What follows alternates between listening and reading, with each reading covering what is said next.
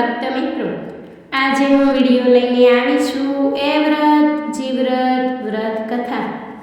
એ વ્રત જીવ્રતજીનું વ્રત અષાઢ વદ તેરસથી અમાસ સુધી 3 દિવસ કરવાનું વિધાન હોય છે. વ્રત કરતાંએ મીઠા વિનાનું ભોજન લઈ એકટાણું કરવાનું હોય છે. જાગરણ કરી માતાજીના ગરબા ગાવા અને માતાજી સમક્ષ અખંડ દીવો પ્રગટાવેલો રાખવો. એ વ્રત જીવ્રતની વ્રત કથા આ પ્રમાણે છે.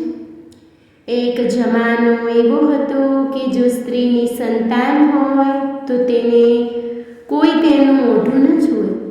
વાંજિયાનું મોઢું કોણ જુએ એમ કહી તેની નિંદા કરે, તેને વગોવે. એક ગામમાં એક બ્રાહ્મણ દંપતી રહેતા હતા. ગોર ગોરાણી બધી વાતે સુખી હતા, પરંતુ પગલીનો પાડનાર પ્રભુ એ પુત્ર આપ્યું ન હતું. તેથી નિસંતાનપણાનું દુઃખ આ દંપતીને ખૂબ જ સાલતું હતું. સંસારના મહેનટોણા સહન થતા નહીં, તેમનાથી આ દુઃખ ખમાતું ન હતું. આ દંપતીએ ભગવાન શંકરની ખૂબ જ ભક્તિ કરી. ભોળાનાથ આ બ્રાહ્મણ પર અતિ પ્રસન્ન થયા. શિવજીએ કહ્યું, તારે ત્યાં પુત્રનો જન્મ થશે, પણ તેને પરણાવવા માટે પ્રયત્ન કરીશ નહીં. તેનો સર્વાંગી ઉછેર કરજે, તેને ખૂબ ભણાવજે, પણ લગ્નના બંધનમાં નાખીશ નહીં. શિવજી તથાસ્તુ કહીને ચાલે ગયા. બ્રાહ્મણ પ્રસન્ન વદને ઘરે આવ્યો. પોતાની પત્નીને બધી વાત કરી. પત્નીના હર્ષનો તો પાર ન રહ્યો. સમય જતાં શિવજીના આશીર્વાદ પ્રમાણે પુત્રરથનો જન્મ થયો. પુત્ર ઘણો રૂપાળો હતો. પુત્રનું લાલન પાલન, ઉછેર, ભણતર વગેરે માટે માતા પિતાએ ખૂબ જ કાળજી રાખી. આવા દીકરાને કુંવારો રાખવો કોને ગમે? બ્રાહ્મણે શિવજીએ રાખેલી શરતનો ભંગ કર્યો. આ બ્રાહ્મણે પોતાના સ્વાર્થ માટે ભગવાન શંકરને છેતર્યા. દીકરો પરણીને ઘેર આવ્યો. એકાએક આકાશમાં તોફાન ચડી આવ્યું. વાદળાઓનો ગડગડાટ અને વીજળીના ચમકારા થવા લાગ્યા. બારે મેઘ ખાંગા થયા. જાન ઘેર આવી શકી નહીં અને ગામના પાદરમાં જ રોકાઈ ગઈ.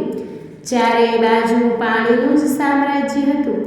એકાએક એક ઝેરી સાપ પાણીમાં તણાતો આવી પહોંચ્યો અને વરરાજાને દંશ દઈ સડસડાટ ચાલી ગયો. સાપના ઝેરથી તરફડીને વરરાજાનું પ્રાણપંખી ઉડી ગયું. જ્યાં આનંદ મંગલ હતા ત્યાં રાડારોડ થઈ ગયું. પુત્રના મૃતદેહને લઈ ગામમાં લઈ જવા સૌ તત્પર થયા. તે જોઈ નવપરણિતા બોલી, ગામમાં જેને જવું હોય તે જાઓ. હું તો મારા પતિદેવ સાથે અહીં જ રહીશ. જ્યાં તે ત્યાં હું. મારો સંસાર અહીં છે.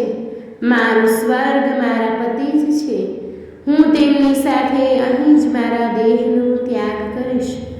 ગામના આગેવાનોએ નવવધૂને સમજાવવા ઘણો પ્રયત્ન કર્યો, પણ તે એકની બે ન થઈ.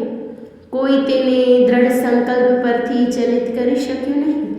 ભયંકર ઘોર અંધારી રાત જામી. મેઘલી રાત બિહામણી બનીને ડરાવવા લાગી. વીજળીના ચમકારામાં દૂર એક મંદિરની ધજા ફરકતી જોઈ. પતિના મૃતદેહને લઈ તે મંદિરમાં આવી અને બારણા બંધ કરી અંદર બેઠી. ચોતરફ મેઘનું તાંડવ મચ્યું હતું.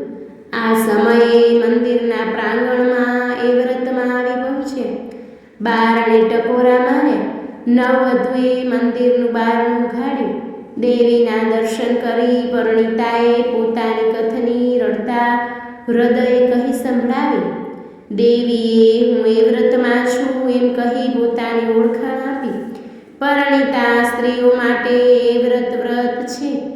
જો કે દરેક વ્રત સુખ, શાંતિ અને અખંડ સૌભાગ્ય માટે જ હોય છે, પણ પતિના દીર્ઘાયુ માટે એ વ્રત ઉત્તમ છે. તારે અષાઢ વદ અમાસના દિવસે ઉપવાસ કે એકટાણું કરીને આદ્ય શક્તિએ વ્રતમાંનું પૂજન કરવું, રાત્રે જાગરણ કરવું અને અખંડ દીવો પ્રગટાવી કથા કીર્તન કરવા જોઈએ.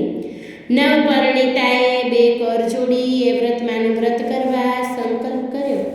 માએ વ્રત તો મૃતદેહ પર અમી દ્રષ્ટિ કરી અંતર ધ્યાન થઈ ગયા.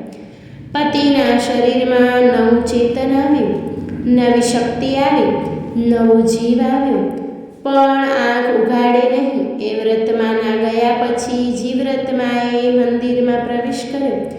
નવવધુએ માને પ્રણામ કર્યા. માએ પોતાની ઓળખાણ આપતા કહ્યું કે તારા પતિને એ વ્રતમાં એ નવજીવન આપ્યું છે, પરંતુ તારે હજુ એક બીજું વ્રત કરવાનું છે. તે જીવ્રત વ્રત છે. તે વ્રત કરવાથી સંતાન જીવતા રહે છે. આ વ્રતની વિધિ એ વ્રતની વિધિ પ્રમાણે જ છે. નવવધુએ પ્રણામ કરી કહ્યું, હે જગદંબા, હું આપનું વ્રત જરૂરથી કરીશ. જીવ્રતમાં અંતર્ધ્યાન થયા. પછી નવવધુનો પતિ આળસ મરડીને બેઠો થયો. પતિ પત્ની ઘેર આવ્યા. કુટુંબી વર્ગે વહુને પતિ ભક્તિ માટે અભિનંદન આપ્યા. સૌએ શુભ આશીર્વાદ આપ્યા.